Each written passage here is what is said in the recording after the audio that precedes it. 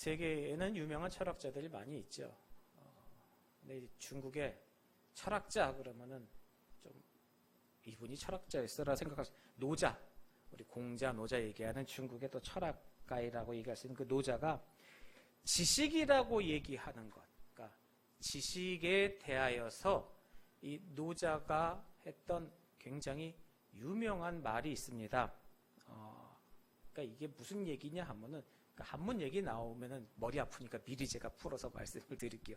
노자가 했는데 무슨 얘기냐면은 세상에는 그러니까 아는 것에 근거해서 아는 것이라고 하는 것, 그 아는 것이라는 것에 근거해서 세상에는 두 부류의 사람이 있다라는 이야기를 했다는 거예요. 노자가 아는 것이라는 것에 근거해서 세상에는 두 부류의 사람이 있다. 어떤 사람이냐? 내가 무언가를 모르고 있다. 내가 뭘 모르고 있다라는 것을 알고 있는 사람이 있다는 겁니다. 근데 그 사람은 좋은 사람이다. 어떤 하나를 알고 있는데 내가 뭘 모르고 있는구나. 아, 모르고 있는 게 있구나 라는 걸 아는 사람이 하나가 있어요. 그 사람은 참 좋은 사람이에요. 그리고 내가 뭘 모르고 있다라는 것 자체를 모르는 사람이 있다는 거죠. 이 사람은 좀 전에 좋은 사람이 얘기해서 이 사람이 그럼 나쁜 사람이냐? 아니, 이 사람은 나쁜 사람이 아니라 이 사람은 병든 사람이랍니다. 이렇게 두 부류가 있다라고 이야기를 하고 있어요. 그러니까 노자의 이야기를 근거로 이렇게 얘기를 하고 생각하면 뭐냐면 세상에는 제대로 알고 있는 사람이 하나도 없다라는 얘기죠. 뭘 알고 있는 사람은 없다는 거예요. 세상에 아는 사람은 없다는 겁니다. 다 모르고 산다는 겁니다. 단지 그 모르고 있다는 것을 내가 인지를 하고 있느냐 아니면은 아예 모르는 것 자체를 모르고 사느냐 이렇게 산다라는 거죠. 자, 자기가 그 모른다는 것을 알고 있는 사람, 모르고 있는다는 것 자체를 모르고 있는 사람 이렇게 얘기하면은 또 혹자는 그렇게 얘기합니다. 아유, 뒤에 사람은 모르고 있는 걸 모르니까 속은 편하겠네 그런 생각들을 하고 있는데 과연 그런지 모르겠어요. 하여간 그 두 부류의 사람이 있다라고 노자는 그렇게 이야기를 했습니다. 참 철학하는 분들도 그렇고 예전에 이렇게 좀 덕망 있고 학식 있는 분들은 정말로 말 한마디 한마디가 굉장히 지혜로운 이야기입니다. 똑똑한 것을 떠나서 이건 똑똑한 게 아니라 참 지혜로운 부분들을 이야기하고 있습니다. 자, 그러면요 한번 생각을 해보자고요. 노자가 이야기한 두 부류의 사람이 있답니다. 첫 번째 사람, 첫 번째 부류, 노자가 이야기할 때 제가 먼저 지금 풀어서 얘기했는데 요거를 듣기만 해도 손발이 오글대는 한문으로 얘기를 했다는 거죠. 이제 한문이라는 거 예전에 저도 사실 생각이 나요. 저 사담이지만은 예전에 기억나시나요? 우리 고등학교 갈 때 시험 봤죠? 학력고사, 그 연합고사라고 얘기했을 겁니다. 저희 또래에는 조집사님 고개 끄덕끄덕 하시는 거 보니까 그때가 생각나시는 우리 조집사님도 남의 얘기 아니죠? 네. 한문 문제 5문제 했던 거 기억나시나 모르겠어요. 이게 말씀을 드리는데 저희 때는 오지선다였습니다. 이 얘기 준비 안 한 건데 근데 한문에는 팁이 있었어요. 요즘도 그러나 모르겠는데 형평성 때문에 절대로 정답이 겹치는 게 있으면 안 됩니다. 왜냐하면 1로 다 찍어버리면은 2개 이상 맞잖아요. 그러니까 5문제 중에 정답은 1, 2, 3, 4가 다 다른 거예요. 그래서 저는 5문제를 다 맞았습니다. 기가 막히게 찍었어. 동의하시는 분이 저기 계시는 것 같은데 하여간 한문이 그러는 거예요, 우리가. 하지만 이 한문이라는 게 그 내용의 뜻이나 내용에 대한 부분을 참 우리들이 잘 이해할 수 있게 풀어주는 게 또 한문입니다. 자, 그럼 첫 번째 부류의 사람을 그럼 노자는 뭐라고 얘기했느냐? 노자가 한 말이 지부지상의라고 얘기를 했어요. 지부지상. 의는 어조사 의죠. 지부지상. 그러니까 이 앞에 지는 뭐냐 하면 알지자. 안 되는 겁니다. 뭐를 아느냐? 부지. 모른다는 거. 그러니까 모른다는 것을 아는 사람은 상. 말 그대로 좋은 사람, 제일 상책이다. 제일 좋은 사람이다. 뭐 이렇게 이야기를 하고 있어요. 자, 그러면은 우리는 한번 우리에게 물어보자고 이 질문을 여러분은 또 저는 내가 모르는 것이 있다는 것을 알고 계시냐 이거죠. 모른다는 것 아니면은 내가 모르고 있는데도 알고 있다라고 바득바득 우기면서 살아가고 있냐라는 겁니다. 주위 사람들에게 아니면은 나 자신에게도 아니야 나는 알고 있어. 내가 지금 알고 있는 게 맞는 거야. 그죠?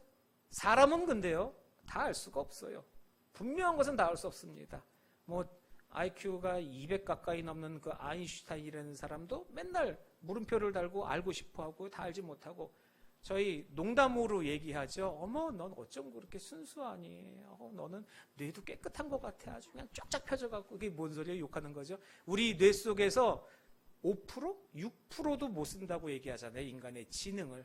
근데 이제 그게 인간의 지능이 뭐래더라? 8%?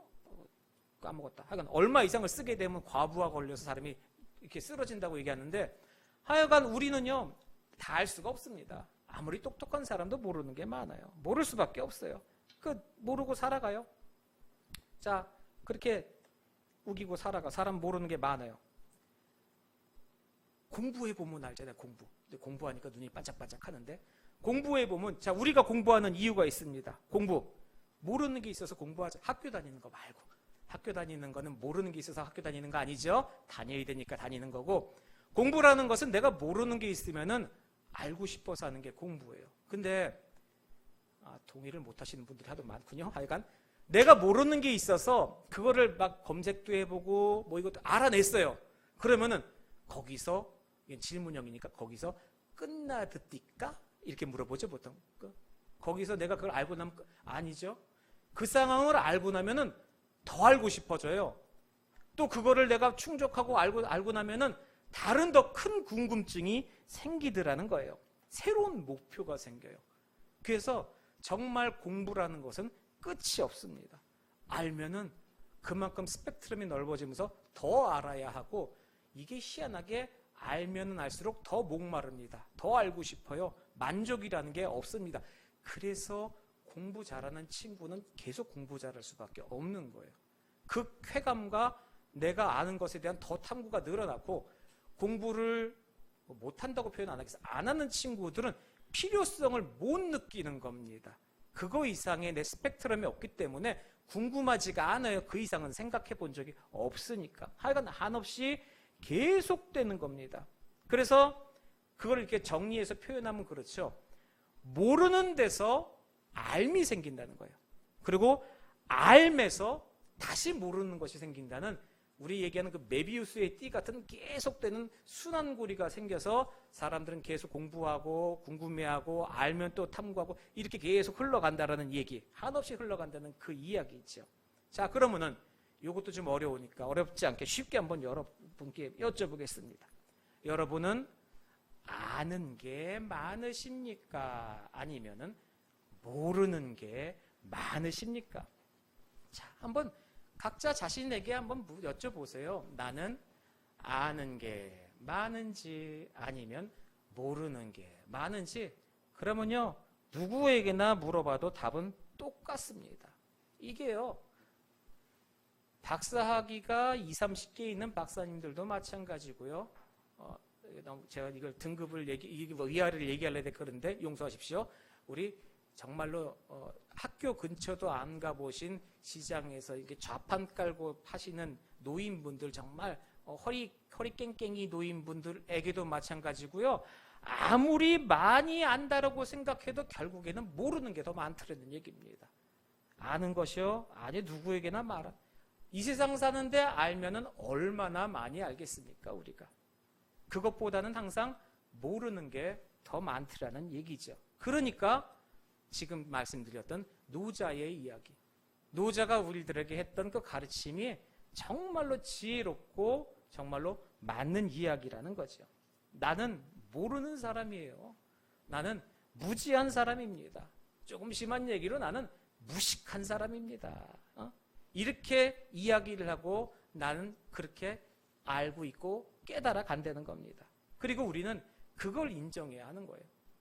그것을 인정해야 합니다. 그리고 그거 인정하는 것이 지혜다라고 노자는 이야기하고 있다라는 거죠. 그런 얘기 있습니다. 이제 노자 얘기 있으니까 제가 한 번만, 공자 얘기 한 번만 들려드릴게요. 공자. 이 공자가 있는데요. 어떤 꼬맹이 하나가 공자를 찾아갔다고 하죠. 꼬맹이가 공자를 찾아갔습니다. 찾아가서 하는 이야기가, 아유, 공자님 하면서, 공자님은요, 모르는 것이 하나도 없다면서요. 다 알고 계시다면서요. 제가요 궁금한 게 있는데 뭐 하나만 물어볼게요. 그러니까 이제 공자가 하는 얘기가 야 내가 뭐 알기야 다 알겠냐. 아유 내가 뭐 그래 뭐가 궁금하냐. 그러니까 그 안에는 그래 쪽가는 건 니깎게 궁금해봐야 뭐가 궁금하겠냐. 이렇게 물어봤어요. 그랬더니 꼬맹이가 아주 천진난만하게 눈을 초롱초롱 뜨면서 어린아이 같은 질문을 하는 거예요. 공자님 저기요 저 하늘에 밤하늘에 별이 반짝반짝 빛나는데요. 저 밤하늘에 빛나는 별은 몇 개쯤 돼요? 라고 물어본 겁니다. 공자 선생님이 허를 폭 찔린 거예요. 애한테 대답은 해줘야겠는데 이걸 어떻게 깝깝한 질문이죠. 애들이 질문이니까 대답은 해야 돼. 그러니까 답변이 궁색하니까 어버버버버버버 대고 있다가 야 그래 저 우주는 굉장히 먼 곳이고 방대한 곳인데 내가 저 멀리에 있는 저 별의 개수를 어떻게 다 알겠니? 이렇게 이제 돌려서 잘 타일러서 얘기하려고 얘기했더니 이 맹랑한 꼬맹이가 빤히 쳐다보면서 한 말이 공자님 멀어서 잘 모르세요? 그러면 공자님 눈에 있는 눈썹은 몇 개예요? 가까이 있으니까 아시겠네? 그럼 질문을 한 거예요. 또 푹 찔렸습니다. 결론은 뭐냐? 말을 못하고 중얼중얼대고 있으니까 이 아이가 돌아서면서 중얼중얼대면서 하는 얘기가 별로 아는 것도 없구만 그러면서 돌아서서 가더라는 이야기입니다. 그러니까 모든 사람이 다 그렇다는 거예요. 모든 사람이 아는 게 없습니다. 알아봐야 내 한계 내에서고 우리 안에서 그게 다예요. 아는 게 없어요. 알아봐야 얼마나 알겠습니까? 나는 무지한 사람입니다. 나는 무식한 사람입니다. 그거 인정하는 것 자체가 지혜라는 거죠. 자, 그게 첫 번째 불의의 사람이었습니다. 그럼 두 번째, 노자가 이야기기를 두 번째는 부지지병이라고 이야기를 하지요. 그러니까 처음에 얘기했던 부지는 모른다는 거고 지금 이 부지는 뭐냐면은 내가 모르고 있다는 것, 모른다는 거예요. 내가 모르고 있는 줄도 모르는 거예요. 그게 병이다. 이거는 병이다라고 그러니까 한마디로 얘기하면은 환자라는 겁니다. 지금 아픈 사람이라는 거예요. 그렇게 노자가 이야기를 하고 있다는 겁니다. 그러면은 이 이야기의 교훈, 이 이야기가 우리에게 뭘 얘기해주고 있냐는 거죠. 내가 무식한 것, 내가 지식 모자라고 알지 못한다는 것을 모르니까 잘난 척하더라는 겁니다. 내가 모르는 게 많다. 이것을 모르니까 잘난 척하는 거라서 어디 가서 아는 척하면 안 된다라는 이야기입니다. 어디 가서 난 척하면 안 된다는 거예요. 그러니까 많은 사람들 앞에서도 마찬가지고 몇몇 사람들 앞에서도 마찬가지고 타인이나 다른 사람들 앞에서 난 척, 잘난 척하는 사람이 얼마나 어리석은 사람인지를 적나라하게 이야기해주고 있는 겁니다. 결국 잘난 척하고 있는 사람은 뭐냐? 나 미련합니다. 나 모자랍니다. 나 이런 거 모르고 있습니다라는 이야기를 사람들한테 대놓고 내가 떵떵대면서 그걸 치부를 드러내고 있는 그런 모습이다라고 이야기하고 있는 거죠. 그러니까 내가 도대체 뭘 알고 있는지, 내가 얼마만큼 알고 있는지, 내가 뭘 믿고 큰 소리 뻥뻥 치고 있는지 내가 내 자신도 돌아볼 줄 알아야 한다라는 이야기입니다. 그러면은 아느냐, 뭐 모르느냐, 그러니까 내 자신에 대해서 아느냐 모르느냐에 대해서도 그럼 뭔지를 조금 더 깊이 얘기해야 되지 않겠습니까? 그럼 뭘 알아야 되냐 이거죠. 그럼 뭘 모르냐는 거예요. 자, 안다 모른다라는 거 조금만 더 얘기하면요, 딱 떠오르는 거 있습니다. 계속 철학자 얘기만 하는데 그 유명한 소크라테스. 뭐 이거는 꼬맹이들도 다 알죠. 소크라테스가 했던 그 유명한 말이 있지 않습니까? 내 자신을 알라. 아주 한마디 임팩트 있게 팍 얘기하는 것. 내 자신을 알라 얘기하는 게 결국 뭡니까? 네가 세상 지식에 대해서 알면은 얼마나 알고 있느냐. 네가 알아야 얼마나 알아. 그런 유치한 거 잣대로 재서 좀 낫다라는 거 나세우지 말고 진짜 사람다운 고민을 한번 해봐라. 그런 뜻으로 이야기하는 게 네 자신을 알라라고 이야기를 하고 있는 것이죠. 아는 것 귀하죠. 아는 것 소중합니다. 그 아는 것 중에서도 가장 소중한 것, 중요한 것, 귀한 것이 바로 나 자신에 대해서 아는 것이라는 거죠. 나 자신 아는 게 정말 귀한 겁니다. 영국 철학자 프란시스 베이컨이 있습니다. 유명한 사람이죠. 그 사람도 한 얘기, 유명한 얘기, 아는 것이 힘이다. 들어보셨잖아요. 그러면 자, 소크라테스의 이야기와 베이컨의 이야기를 짬뽕을 시키면 기가 막힌 명언이 떠오르죠. 내 자신을 알라, 아는 게 힘이다. 그럼 뭡니까? 내 자신을 안다는 것이 정말로 큰 힘이다라는 결론에 이르게 되는 겁니다. 내 자신을 아는 것만큼 중요한 것이 없다라는 거죠. 그러니까 정말 우리들의 관심은 나에 대해서 알아야 하는 겁니다. 내가 누군지, 어떤 사람인지 정말 내 자신을 알아야 되는 겁니다. 그것들을 어디서 가르쳐 줍니까? 어디서 가르쳐 주겠어요? 학교에서요? 학교에서도 가르쳐 주겠지만은 우리가 모인 것은 학교가 아닙니다.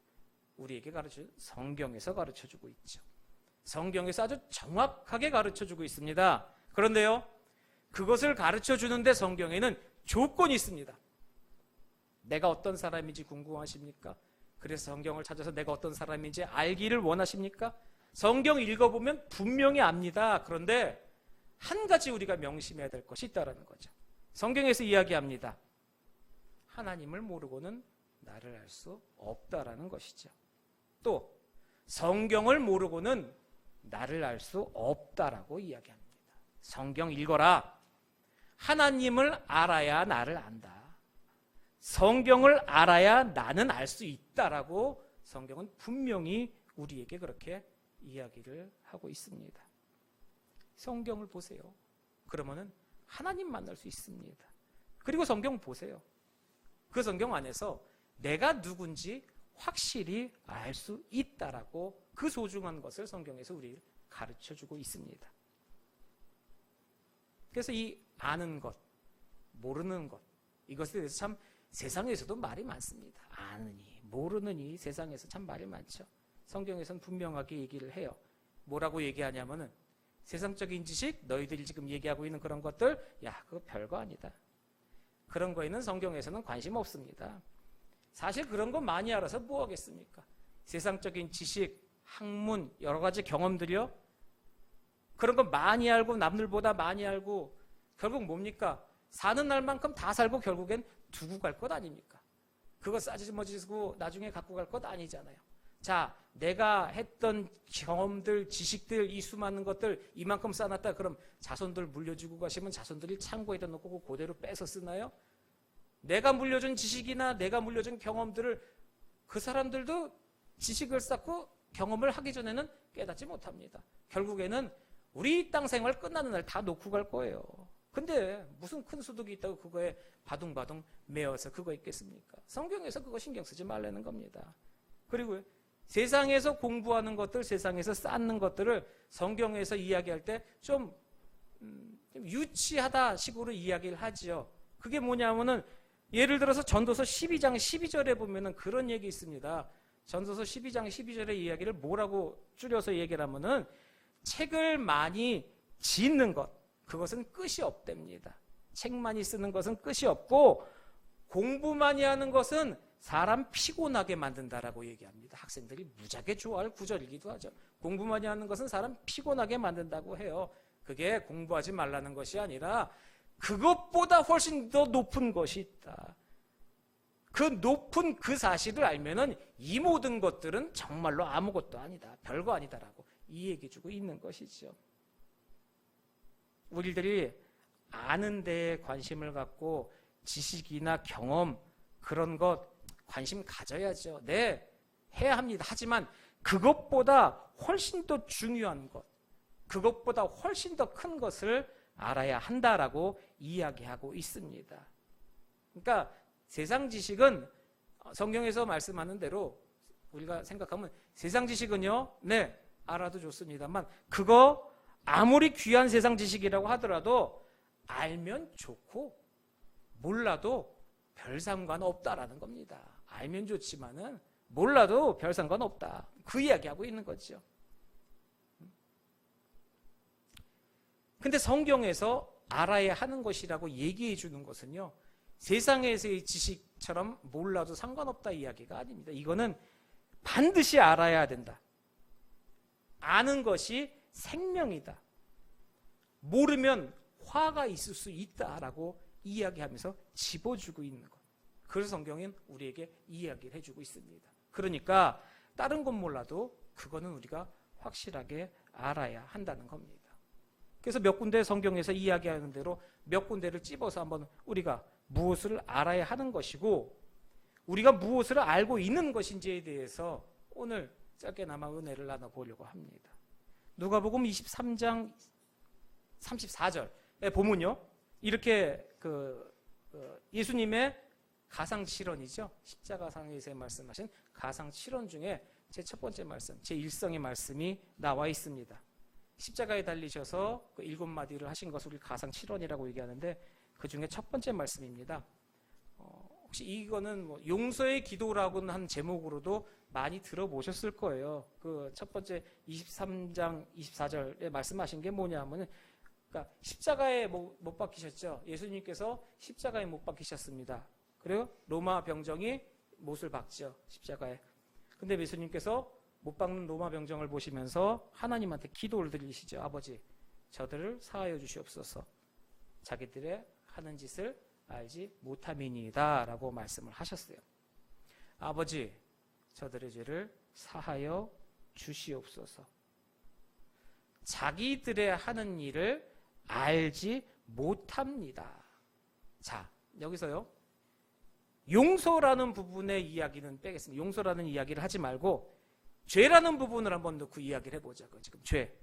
그러니까 저들을 사하여 주시옵소서. 저들의 죄를 사하여 주시옵소서. 왜요? 저들이 지금 하는 짓을 알지 못하기 때문에. 그럼 죄가 뭐 때문에 온 겁니까? 알지 못하는 것. 조금 심한 말로 해볼까요? 무식이 죄입니다. 알지 못하는 게 죄입니다. 분명히 죄에 대해서 가르쳐주고 계시더라는 거죠. 모르는 게 죄입니다. 무식이 죄라는 거예요. 그럼 로마 병정들의 무식이 무엇이냐는 거예요. 로마 병정님의 무식은 예수님, 지금 자신들이 못 받고 있는 예수님이 누군지 모르는 겁니다. 그게 지금 가장 큰 죄, 무식, 알지 못하는 죄입니다. 예수님이 누군지 모르니까 지금 하지 말아야 될 일을 하고 있는 것이죠. 자, 이거 로마 병정한테만 뭐라고 그러는 게 아니라 자, 우리한테도 똑같이 적용을 해야 된다는 겁니다. 우리도 똑같이 자, 이 나이일 때까지 뭐 신앙 연수가 몇 년이 되었든 모르니까 이 나이일 때까지요, 우리가 예수 믿으면서 주님의 이야기를 듣고 또 주님의 말씀을 듣고 또 성경을 읽었는데요, 주님에 대해서 얼마나 알고 계십니까? 각자 개개인이 내가 주님에 대해서 얼마나 알고 있냐라는 것이죠. 겸손한 마음으로 정말 성경 보시고요, 겸손한 마음으로 다시 기도하고 애절한 마음으로 다시 십자가를 묵상해야 합니다. 우리에게 주는 경고입니다. 이 말씀 딱 듣고 예수님 누군지 모르니까 못할 짓이 없더라. 로마 병정들이 뒤에다 요거 붙이면 남의 일입니다. 하지만 나에게 물어보십시오. 무식 중에 가장 큰 무식이요, 예수님 누군지 모르는 겁니다. 두 번째요, 요한복음 11장에 보면요, 나사로가 죽습니다. 자, 그 죽은 나사로를 예수님께서 살려내셨죠. 이 일 때문에 아주 소동이, 큰 소동이 났습니다. 이제 요한복음 11장 45절 이하의 내용이 나오죠. 대제사장들하고 바리새인들하고요, 큰일 났다는 겁니다. 지금 이 사건 큰일 난 사건이라고요. 사람들이 이 일이 일어나서 죄다 절로 지금 몰려가고 있는데, 이제 유대인들이 우리 안 따라오고 우리 말은 콧등으로 듣지도 않고 이제 다 저쪽 가서 다 예수 따라다니면서 예수 믿을 거라는 거예요. 저기서 얘기하는 거 다 믿을 거예요. 다 옮겨가고 저쪽에 아주 무리들이 빠글빠글대고 막 사람들이 모이니까, 이렇게 되면은 로마 사람들 모여서 난리를 치니까 저기 무슨 반란이라도 일어난 것 줄 알고 들이닥칠 테고, 그러면은 쟤네들은 반란이 일어난 줄 알고 와서 다 도살해서 없애버리고 우리 쫄딱 망하게 생겼다는 겁니다. 우리 망하겠다는 그 이야기하고 있습니다. 그런 이 사람들에게 고민은 엄청나게 큰 고민이에요. 지금 이 사건이. 그때 요한복음 11장 49절 이하에 이제 나오는데요, 그때 대제사장, 그 당시 대제사장이 바로 가야바입니다. 그 가야바가 딱 나와서 이 얘기를 해요. 그 상황에서 그렇게 막 걱정하고 있는데, 근데 나와서 얘기하는데 굉장히 여유롭게 이야기를 합니다. 이렇게 고민하고 지금 막 걱정하고 있는 유대 지도자들 앞에 딱 나가서 꼭 이런 뉘앙스로 얘기한 거죠. 무식한 것들, 아무것도 모르는구나. 이런 투로 이제 괜한 걱정한다라는 듯이 얘기하는 거예요. 그러면서 여유 있게 얘기하는 게 요한복음 11장 50절에 이야기를 하고 있는 거예요. 그러니까 50절에 뭐라고 얘기하느냐? 한 사람이 백성을 위하여 죽어서 온 민족이 망하지 않게 되는 것이 너희에게 유익한 줄로 생각하지 아니하는도다. 요거 뭔 소리냐면요, 너희들 이런 거 모르지? 야, 한 사람이 죽어서 온 민족, 온 나라가 망하지 않는다는 게 니들한테 유익한 거야. 그럼 요거 조금 더 줄여볼까요? 뭔 소리입니까? 지가 예수님 죽이겠다는 소리입니다. 그러니까 예수님 하나 죽으면은 한 사람의 희생으로 말하면 모든 사람이 평안하다, 이렇게 얘기가 흘러가는 거예요. 근데 요 이야기를 하고 나서 50절에, 그리고 바로 이어서 51절에 요한복음을 쓴 사도 요한이 해석을 합니다. 이 말은 스스로 함이 아니요, 그 해에 대제사장이므로 예수께서 그 민족을 위하시고 뭐 이렇게 이야기하는데, 자, 스스로 함, 그러니까 가야바가 짓거린 표현, 이거 건강하지 못해.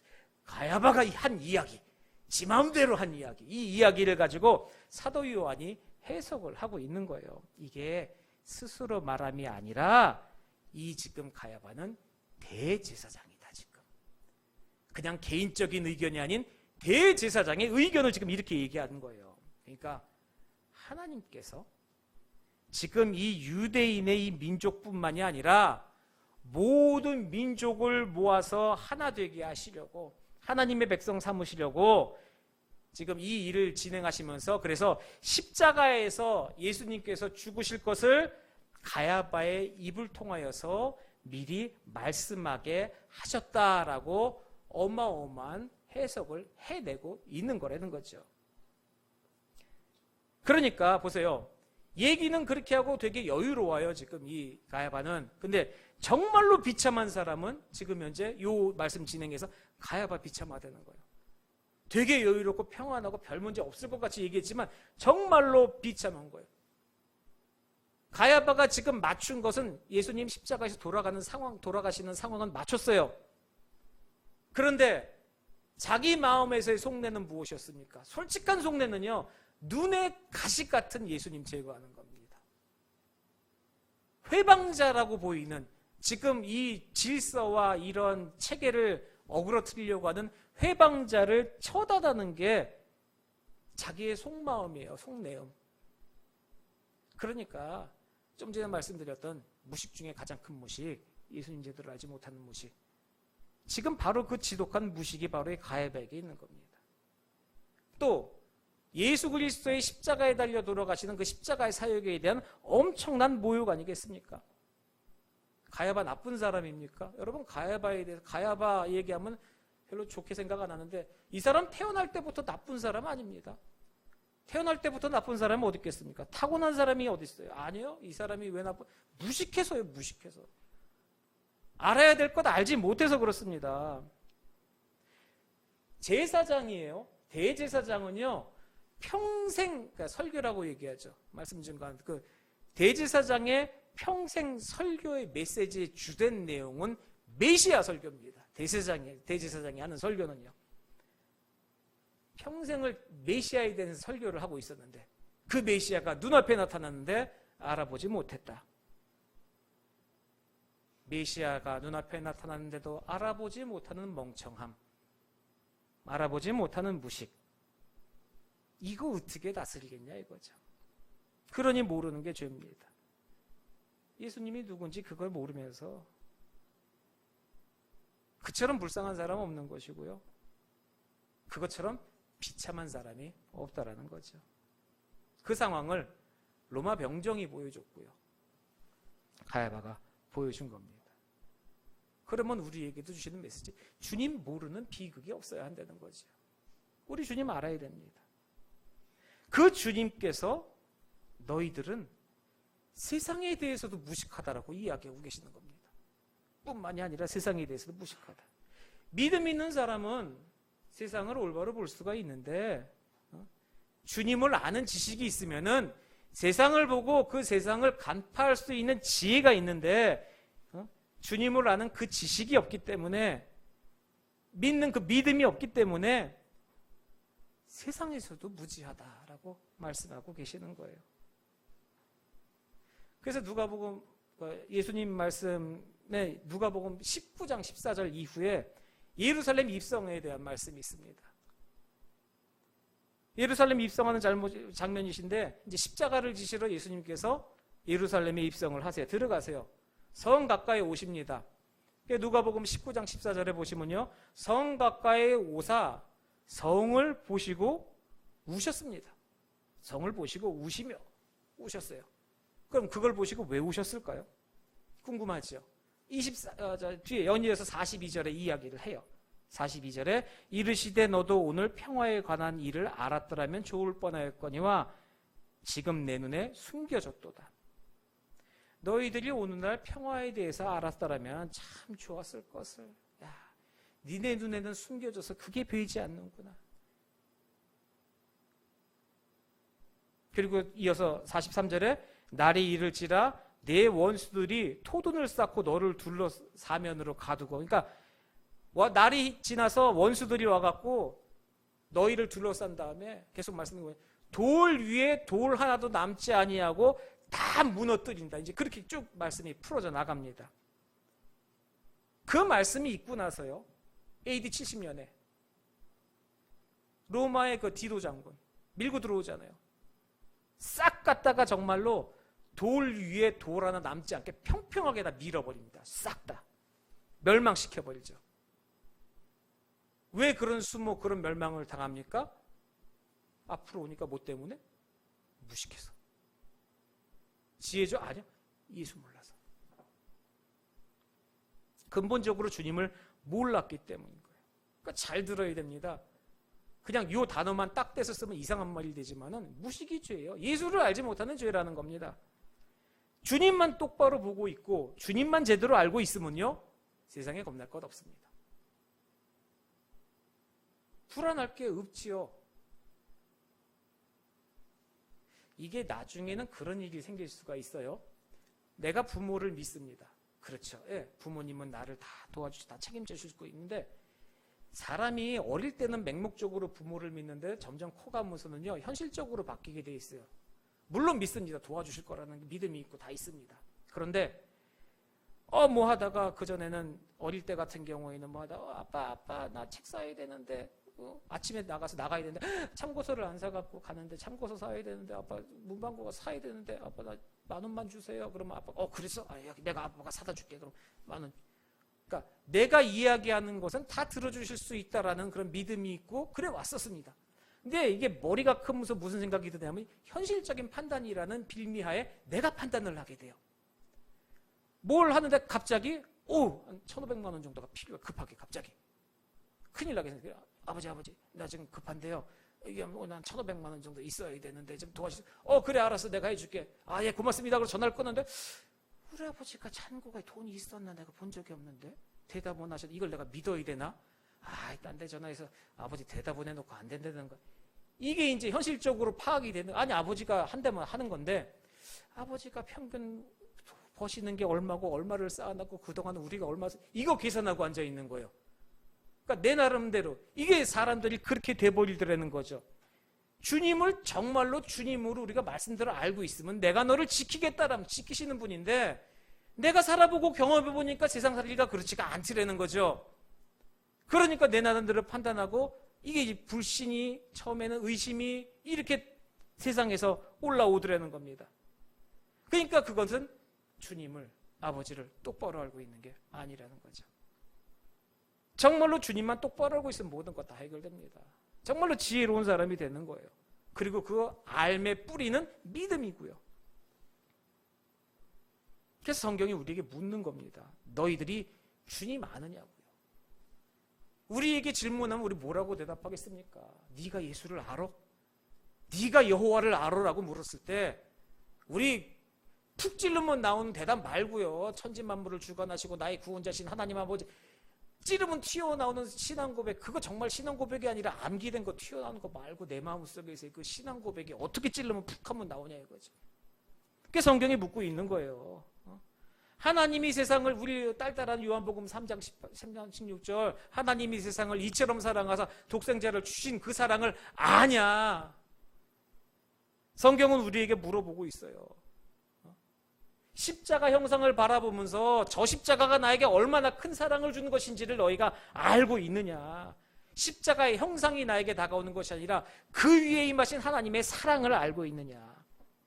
그러니 주님을 알아가라고 계속해서 성경은 우리에게 이야기하고 계시는 거죠. 그래 우리가 꼭 배워야 할 게 있어요. 꼭 알아야 할 게 있습니다. 다른 건 다 몰라도요, 이것은 절대로 몰라서는 안 된다는 게 있어요. 믿음의 정의고요, 구원의 정의고요, 영생의 정의라고까지도 이야기할 수 있는 게 있어요. 요한복음 17장 3절에요. 예수님께서 이걸 이제 대제사장의 기도라고도 이야기를 합니다. 그렇게 이야기를 하는데, 기도하시는 중에 처음에 시작을 하시는데 그렇게 말씀을 하세요. 17장, 요한복음 17장 3절에 영생은 곧 유일하신 참 하나님과 그가 보내신 자 예수 그리스도를 아는 것이다. 영생은 아는 것이래요. 영생의 정의입니다. 이게 아는 겁니다. 참 하나님과 그가 보내신 예수 그리스도를 아는 게 정의입니다. 안다고 하는 것을요, 이 원어로 헬라어로 기노스코라고 얘기합니다. 기노스코라고 얘기하는데, 뭐 히브리어로는 야다라고 얘기를 해요. 근데 이 기노스코, 야다라는 게 동일합니다. 오늘 찾아가면요, 이게 뭐냐면요, 내가 이 안다라고 하는 게 공부해서 이렇게 지적으로 습득해서 아는 것이 아니라 체험해서 아는 것을 기노스코라고 얘기하고 야다라고 얘기합니다. 몸으로 겪은 겁니다. 달달달달 외운 게 아니라요. 그러니까 영생에 대해서, 영생은 하나님이 예수 그리스도를 이 땅에 보내신 그 예수 그리스도, 우리가 아는 겁니다.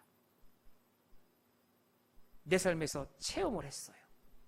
예수를 알고 내 삶에서 그 예수를 체험을 하고, 그리고 내가 말씀을 읽으면서 또 내가 들은 말씀이 있습니다. 그 들은 말씀대로 내가 세상을 살아가면서 또 주님의 손길과 주님의 도우심을 체험합니다. 경험해요. 그로 인해서 내게 뜨거움이 생깁니다. 그것을 믿음이라고 얘기하는 거죠. 1 더하기 1이 2라고 9구단 1단부터 9단까지 달달달달 외워서 나오는 그것이 지식이 아니라 이 뜨거운 믿음이 있는 것, 거기서 영생이 오는 것이고, 그런 지식이 우리에게 있어야 한다라는 거죠. 그냥 학교에서 그저 어떤 공부를 해서 쌓아가듯이, 그저 성경에서 문자적으로 뭘 지식을 배우든지 이런 것 얘기하는 게 아니죠. 살아있는 생명의 말씀입니다. 가지고 나가서 그 말씀대로 내가 살면서 살아계신 주님이 동행하심을 체험하고, 내가 그 사랑을 경험하고, 그리고 그 안에서 뜨거움을 느끼고, 그 안에서 믿음이 쌓아, 그런 지식이 우리 인생에 있어야 한다는 것. 그렇게 사는 것이 그리스도인이다. 그렇게 살아야 한다. 그렇게 살면은 우리들의 삶 자체에서 신앙인이라고 얘기할 수 있는 정말 아름다운 진면목이 나온다. 그것을 이야기하고 있는 것이고요. 또한 세상을 향해서 그런 믿음의 진면목을 보여줘야 한다라고 이야기하고 있는 겁니다. 근데 이 사람들이라는 그 세상 가운데 있지 않습니까? 우리는 세상 가운데 있어요. 사람은 세상에 살 수밖에 없어요. 그런 마음으로 살아가는데요, 세상에서 살고 있어요. 세상에 발 딛고 살아가고 있습니다. 그래서 세상에는요, 유혹이 있습니다. 시험이 있습니다. 거기서 지지 말라는 겁니다. 거기서. 자, 세상의 유혹과 세상의 시험이지 하나님은 유혹하지 않으십니다. 오해하지 마십시오. 세상에 넘어지지 말라는 겁니다. 거기서 지지 말라는 거예요. 그래서 세상의 유혹과 세상의 시험에 질까봐 하나님께서는 걱정이 되시는 거예요. 조심스러우신 거예요. 그게 오늘의 본문입니다. 멀리 돌아왔죠. 정말 믿음 지키고 있느냐, 정말 바른 영생의 길을 가고 있느냐, 세상에 넘어진 게 아니냐 하고 진단해 보라라고 말씀해 주고 계시는 거예요. 그럼 어떻게 진단하느냐? 믿기 전에 예품성이 나오고 있다. 그러면은 네가 하나님을 아는 지식에서 지금 떠나가고 있다, 그겁니다. 아주 간단하죠. 그러면서 경고를 하고 계시는 겁니다. 그래서 크게 두 가지를 이야기를 하세요. 5절에 하나, 그 다음에 8절, 9절에 하나, 이렇게 이야기를 하시죠. 5절에서 이야기하는 게 그거예요. 차례대로 나오잖아요. 음란과 부정과 사욕과 정욕이다. 근데 맨 마지막에 나오는 가장 몰아서 탐심이다라고 하나를 묶어 놓습니다. 이게 뭐냐면 이 모든 게 다 지금 탐심에서 나온다는 이야기죠. 탐심에서 나온다는 거예요. 마음의 문제, 마음이 떠나가고 있는 겁니다, 지금. 그래서 세상으로 돌이켜서 돌아가고 있는 겁니다. 그래서 결론 뭐냐? 탐심이라는 게 불신앙 중에 불신앙이다. 즉 뭡니까? 우상숭배다라고 이야기하고 있는 것이죠. 그러니까 마음을 이야기하고 있어요. 8절 9절에는요. 너희 마음에 분이 있고 노가 있고, 그러니까 악의가 있다는 겁니다. 마음속에 분이 있고 노가 있고 악의가 있어요. 근데 그게 왜 있느냐? 그것이 어떻게 너희들을 만드느냐? 너네 입이 너네 마음을 증거하고 있다라고 이야기를 하고 있습니다. 그게 뭡니까? 비방, 부끄러운 말, 거짓말, 그거 하고 있다라는 거예요. 그러니까 5절하고 8절 9절 두 군데 이야기하는 거니까 하나는 탐심이 뭡니까? 10계명 중에 제 10계명 아니겠습니까? 탐심, 10계명. 10번째 계명. 하나는 거짓말이 몇 번째입니까? 10계명 하나 앞에 9계명. 그러니까 제가 예전에 한번 말씀드리지 않아요? 10계명의 순서가 10에서부터 결국 올라오죠. 죄의 뿌리, 죄가 시작돼서, 그러니까 순서가 죄의 뿌리가 이렇게 나와서 제일 첫 번째, 맨 마지막 10이라고 하는 거니까 작작작작작 여기서부터 시작해서 잘 올라서 결국엔 이게 되는 겁니다. 불신앙. 만드는 제일 첫 번째가 탐심이라는 겁니다. 탐심에서 시작하는 거예요. 그러니까 죄는 우습게 보면 안 됩니다. 죄는. 그러니까 거기 망하는 거예요. 하나님이 오늘 말씀하신 게 뭡니까? 죄에 그러니까 잡지 못하면 니네가 망한다라는 거예요. 니네가 그 죽이지 못하면은 그것이 널 죽인다. 그게 시작이 탐심. 결국 어디까지 끌고 옵니까? 아니다 하지만 결국엔 우상숭배까지 가는 그런 결과를 낳게 된다. 그러니까 내 마음의 탐심을 굉장히 경계해야 되는 부분인 거죠. 그걸 깨달은 사람이 믿음 있는 사람입니다. 세상 살면서 정말로 우리를 흔드는 유혹이요, 탐심에서 시작되는 거예요. 탐나는 거.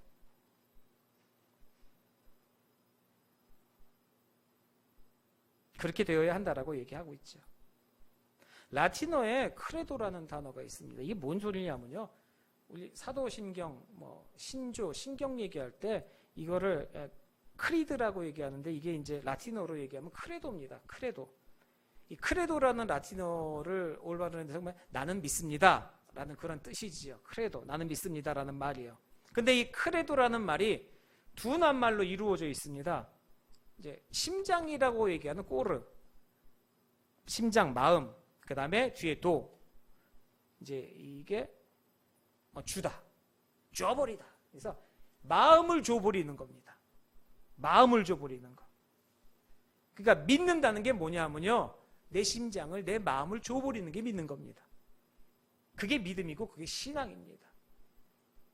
자, 그러면은 믿음이 이거구나, 주는 거구나. 그럼 물어볼게. 그럼 어디다 주냐 이거죠. 주긴 주는데 어디다가 줘요? 우리들의 마음을 주는데 어디다 주느냐? 마태복음 6장 24절에 하나님과 재물을 겸하여 섬길 수 없느니라라고 얘기하고 있습니다. 둘 중에 하나라는 거죠. 내 마음을 어디다 줘버리느냐? 하나님이냐? 신앙이라고 하는 하나님이냐? 재물이라고 얘기하는 탐심이냐? 재물이라고 얘기하는 세상이냐? 내 마음에게 그렇게 물어보고 내 마음에 경계를 하는 그런 신앙인의 모습을 지키라는 거죠. 자, 첫 번째 탐심이요. 두 번째 거짓말입니다. 거짓말. 거짓말인데 거짓말이라는 게 이제 말 얘기 아니겠습니까? 말 이야기입니다. 8절 9절에 이제 나와 있는데요. 자, 분이 있어요. 끓어오르는 분이 있고요. 참지 못하면서 막 터질 것 같은 노. 그 노가 있죠. 그러니까 이게 두 개가 합치면 막 분노죠, 분노. 악한 마음이 있습니다. 그러니까 그 입으로 마음속에 끓어오르면서 분노가 일어나고 열이 막 으아 이 사람 그러니 이 상태에서 입으로 나오는 것은 부끄러운 말밖에 없는 것이고 비방의 말밖에 없는 것이고 어떻게든 내가 지금 이걸 저놈을 내 잘못되게 하려면 없는 사실 있는 사실 다시 거짓말 이것밖에 없다 이겁니다. 그러니까 너의 마음의 상태, 너의 마음을 너네 입이 속이지 못한다라고 이야기하고 있는 것이죠. 어찌 보면은요, 지금의 우리 살고 있는 세대를 자세히 보면요, 가장 정직하다고 하는 것을 믿지 못하는 시대가 되지 않았나라고 그냥 생각을 해요. 그냥 이거는 제 생각입니다. 왜 그러냐면은 그래도 공신력이라는 단어를 굉장히 저는 의지를 했습니다. 공신력이라고 하는 것에 대해서 무게감도 있고 여러 가지인데 요즘 공신력에 대한 무게감들이 뉴스로 못 믿겠어요. 그러니까 그런 얘기가 있다면서요. 뭐 친구들끼리 아침에 나오면서 얘기하면서 뭐 직장 동료끼리 뭐 김대리님 오늘 아침에 뉴스 봤어요? 오늘 뭐 한다던데 뭐 어떻던데 쳐다보면서 웃으면서 그러더래요. 박 대리님 요즘도 뉴스 믿어요? 그런 대화를 한다는 겁니다. 뉴스가 어찌 보면 가장 정확해야 된. 그래서 기자들은요, 목에 칼이 들어와도 아주 그렇잖아요. 옳은 것을 지키고 목숨을 버릴 수 있는 그런 개념이었는데 아니에요. 이제는 뭐 다른 핑계나 기타 등등은 모르겠습니다만 하여간 뉴스가 그렇게 돼버렸고 그 다음에 뭐 정책도 그렇고 신앙도 그렇고 예전에 저 아주 꼬맹일 때 그때는 동네에서 교회 집사님이라면은 보증도 안 쓰고 돈 급하면 돈도 빌려주고 그랬다면서요. 막 교회 집사님이면은 무슨 하늘일도 쫑나도 요즘엔 교회 집사님이라고 그러면 제일 먼저 가까이 못 오게 말 못 섞게 먼저 보험 들어달라고 그럴까봐 도망 다니고 그런다는데 세상이 그렇게 돼버렸어요. 세상이 잘못됐다는 게 아니라 이제는 그럼 뭘 믿어야 되는 시대인가라고 생각이 들죠. 정말 믿을 거 이거 하나밖에 없는 거예요. 이거는 속된 말로 거짓말하지 않으시잖아요. 한참 성경 말씀 쭉 이렇게 읽고 열심히 읽고 생각해 보세요. 얼마나 허무한지. 용서하십시오. 쭉 읽고 있는데 마지막에 달려가서 요한계시록 마지막까지 성경을 읽독을 싹 했어요. 정말 마지막 말씀은 주 예수여 주 예수의 은혜가 모든 자들에게 있을지어다 아멘. 은혜롭다 끝나는데 주 예수의 은혜가 모든 자들에게 있을지어다 아멘. 너는 이 말을 믿었냐? 이렇게 나오면은 이런 식으로 다가오는 사기는 아니지 않냐는 거예요. 이것은 변치 않습니다. 세상이 변하고 뭐 하는 것을 세상 탓하는 게 아니라 진짜 우리가 의지하고 믿어야 될 건 이거 하나더라는 거죠. 근데 저도 제 생각을 보면 요즘엔 믿을 게 없어 공신력이 없어 하지 사람의 건 믿고 있었다는 겁니다. 사람의 방식, 시간이 지나면 변해버릴 그것에 나도 모르게 익숙해진 삶을 살았다는 거예요. 그러니 이 세대에서 어느 것이 제일 말씀이 정직하고요. 이 말씀을 따라 사는 믿음의 사람들이 가장 정직해야 되지 않겠습니까? 그런 사람들의 삶이 예수의 마음을 품고 세상의 그 사랑을 전할 수 있는 발걸음이 되지 않느냐. 마음속에 탐심이 있느냐? 네 마음속에서 지금 하나님을 아는 지식에서 떠나가고 있는 것 아니냐? 네 입술에서 거짓이 있는 것이 아니냐? 네 입술에서 저주의 말이 흘러나오고 있는 것이 아니냐? 그렇다면은 지금 그 믿음을 돌이켜 봐야 한다. 라고 우리에게 이야기해주고 있는 겁니다. 하나님의 가르침은 참 쉽습니다. 주님의 가르침은 우리를 정말 쉽습니다. 그런데요, 쉬우면서도 생각하면 생각할수록 정말로 깊은 가르침을 우리에게 주시지요. 자족한다는 마음 아십니까? 내 마음이 족한 삶. 그것이 얼마나 복된 삶인지 다시 한번 돌아보게 되는 거죠. 이런 삶 속에서 자족하실 수 있습니까? 그 은혜가 내게 족하네, 그 은혜가 족하네. 우리가 찬양은 하지만 정말로 족하십니까? 그 은혜가 한 달 월 수입 80만 원밖에 안 되는 삶이라도 그 은혜가 족합니다. 은혜가 족하는데 이번 달 보너스 좀 올려주세요. 뭐 이런 거 말고 그냥 주시는 만큼 족합니다라고 진짜 그 앞에서 무릎 꿇고 하나님 앞에 감사할 수 있는 그런 신앙이 있냐는 거죠. 이게 저도 별로 이렇게 연관하는 건 좋아하지는 않지만 그래도 이것밖에 제가 비유할 게 없어요. 감사헌금 제가 말씀드리잖아요. 감사헌금 언제 하나님께 감사하면서 헌금합니까? 헌금의 문제가 아니라 감사의 제목이 있을 때 감사헌금을 하는데 어떤 어려운 문제, 힘든 문제가 주님의 은혜로 해결됐습니다. 네, 당연히 감사하는데 하나님 저를 암에 걸리게 해주시니 감사합니다. 엎드리는 겁니다. 헌금이 문제가 아니라 하나님 저를 이렇게 어려운 사업의 어려움으로 밀어주셔서 엎드리는 거죠. 그러면 그 감사의 제목을 우리도 선별해서 그 은혜가 내게 족하다라는 그 찬양마저도 할 수 있을까라고 생각을 하게 됩니다. 하나님은 근데도 우리를 기다리시지 않아요. 계속해서 기다리십니다. 우리 실수하고 그런 인생 살아가고 넘어지기도 하고 쓰러지기도 하고 옛사람 품성 나올 때도 있습니다. 네, 사람이니까요. 흔들리고 넘어지고 품성 나오고요. 근데 하나님께서는 계속해서 다시 깨닫고 돌아오라고 이야기하시는 겁니다. 호세아서 6장 1절에 말씀하시잖아요. 여호와께로 돌아오라. 이어서 호세아서 6장 3절에 이어서 우리가 여호와를 알자. 힘써 여호와를 알자. 왜요? 그것만이 살 길이니까요. 그게 우리가 살 길이니까요. 사도 바울이요 빌립보서 3장 8절에 고백합니다.